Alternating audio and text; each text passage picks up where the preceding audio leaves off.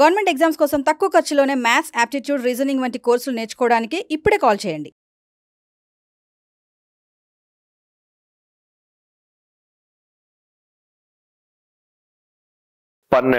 Right.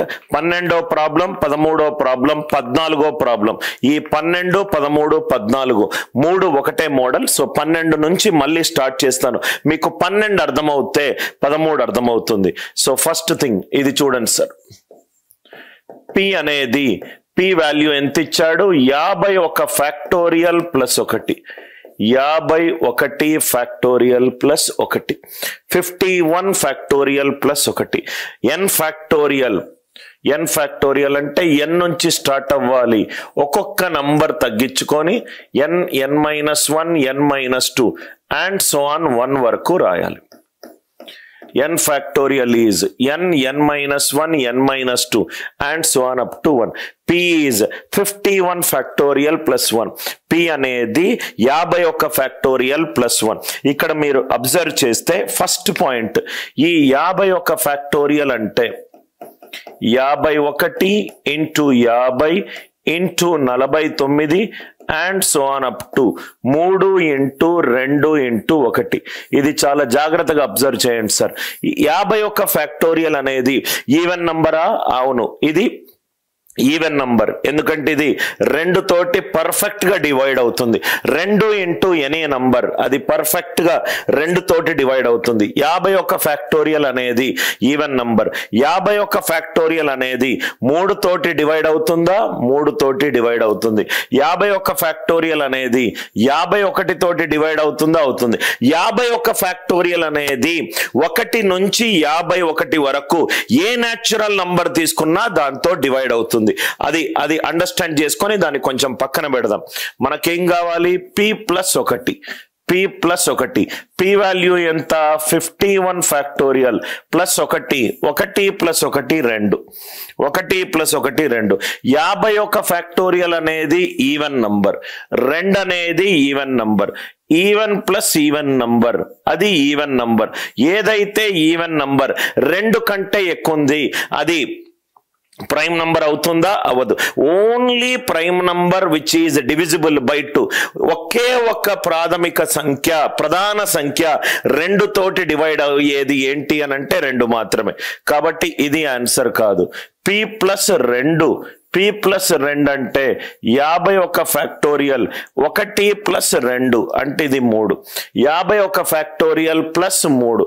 51 factorial 3 తోటి divide అవుతుందా? Perfect గా అవుతుంది. ఇది 3 తోటి డివైడ్ అవుతుంది. ఇది కూడా 3 తోటి డివైడ్ అవుతుంది. 2 నంబర్లు 3 తోటి డివైడ్ అయ్యాయి, యాడ్ చేస్తే ఆన్సర్ కూడా 3 తోటి డివైడ్ అవుతుంది. 9 ప్లస్ 12 21. 9 3 తో డివైడ్ అవుతుంది. 12 3 తోటి డివైడ్ అవుతుంది. 21 కూడా 3 తోటి డివైడ్ అవుతుంది. ఇది 3 తోటి డివైడ్ అవుతుంది. ఇది 3 తోటి డివైడ్ అవుతుంది. ఆన్సర్ 3 తోటి డివైడ్ అవుతుంది. 3 తో డివైడ్ అయ్యే నంబర్ 3 కాకుండా మిగతా అన్ని నంబర్లు కూడా సంయుక్త సంఖ్యలు. కాబట్టి p ప్లస్ 2 కూడా ప్రైమ్ నంబర్ కాదు. ఈ సెట్ లో ఉన్న ఏ వాల్యూస్ ప్రధాన సంఖ్యలు అని అడిగాడు. p ప్లస్ 1 అనేది ప్రధాన సంఖ్య కాదు, ఎందుకంటే అది ఈవెన్ నంబర్. p ప్లస్ 2 అనేది divisible by 3. p plus 3 51 factorial plus 1 plus 3. 51 factorial plus 4. 51 factorial అనేది ఈవెన్ నంబర్. 4 అనేది ఈవెన్ నంబర్. ఆన్సర్ అనేది ఈవెన్ నంబర్. ఈవెన్ నంబర్ ఖచ్చితంగా అది ప్రధాన సంఖ్య కాదు, కాబట్టి ఇది తీసేస్తున్నాను. అట్లా మనము తీసేసుకుంటే వెళ్తూ ఉంటే last number p plus 49 is 51 factorial plus 50. ఇది even number. Next number p plus 50 తీసుకుంటే 51 ఫ్యాక్టోరియల్ ప్లస్ 51. ఇది 3 తో డివైడ్ అవుతుంది. ఇది 3 తో డివైడ్ అవుతుంది. ఇది ఈవెన్ నంబర్. ఇది even number. Answer even number. Next ఇది చూడండి sir. 1999 factorial plus 1 less than p less than. చూడంగానే చాలా కష్టమైన క్వశ్చన్ అని అనిపిస్తుంది.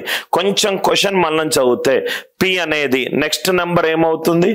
1999 ఫ్యాక్టోరియల్ ప్లస్ 2. ప్రైమ్ నంబర్ అనేది న్యాచురల్ నంబర్ యొక్క సబ్సెట్.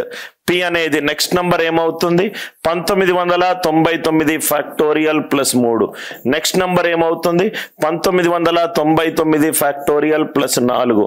అట్లా ఏ నంబర్ వరకు కావాలి మనకు 1999 ఫ్యాక్టోరియల్ ప్లస్ 1998. వీట్లలో ఏది ప్రధాన సంఖ్య అని అడిగాడు. ఇప్పుడే మనం లాజిక్ డిస్కస్ చేసాం. ఇదేమో ఈవెన్ నంబర్, రెండేమో even number, even number plus even number, even number. Even number other than 2 ఏదైనా ప్రధాన సంఖ్య ఉంటుందా? ఉండదు. ఇదేమో 3 తోటి డివైడ్ అవుతుంది. 3 తోటి ఎలా డివైడ్ అవుతుంది? 1999 ఫ్యాక్టోరియల్ అంటే 1999, 1998 and so on up to 4 × 3 × 2 × 1. 4 × 3 × 2 × 1. ఈ నంబర్ దేంతో డివైడ్ అవుతుంది? 3 తోటి డివైడ్ అవుతుంది. ఇది కూడా 3 తోటి డివైడ్ అవుతుంది. అంటే ఆన్సర్ 3 తోటి డివైడ్ అవుతుంది. ఆన్సర్ 3 తోటి డివైడ్ అవుతుంది. ఇది ఈవెన్ నంబర్, ఇది ఆడ్ నంబర్ సార్ 1999, కానీ అది ఫ్యాక్టోరియల్. ఫ్యాక్టోరియల్ అంటే ఇంటూ 3 × 2 × 1 వస్తుంది. ఇది ఈవెన్ నంబర్, ఇది ఈవెన్ నంబర్. ఆన్సర్ కూడా ఈవెన్ నంబర్. ఇది కూడా ఈవెన్ నంబర్, ఇది కూడా even number. Answer even number. 2 కాకుండా ఏ నంబర్ లేదు, అది ప్రైమ్ నంబర్ అయ్యుండి. ఆన్సర్ కూడా మళ్ళీ 0. ఆన్సర్ కూడా మళ్ళీ 0. మంచి క్వశ్చన్ చూడంగానే రైట్ ప్రాబబ్లీ భయపడినట్టు ఉంటుంది, కానీ చాలా ఈజీ. 13వ క్వశ్చన్ క్లారిటీ అనుకుంటా. రైట్ 12, 13 ఒకటే మోడల్. ఈ క్వశ్చన్ చూడండి. n = p + x. ఒక వాల్యూ ఉందట n, అది p + x. p + x. p is the product of all prime numbers less than or equal to 31. p అనేది అన్ని 31 కంటే తక్కువ ఉన్న అన్ని ప్రధాన సంఖ్యల మల్టిప్లికేషన్. అన్ని ప్రధాన సంఖ్యల మల్టిప్లికేషన్. 31 కంటే తక్కువ ఉన్న అన్ని ప్రధాన సంఖ్యల multiplication. n = p + x. p అనేది 2, 3, 5, 7, 11, 13, 17, 19, 23, 29, 31. ఇది దీని మీనింగ్.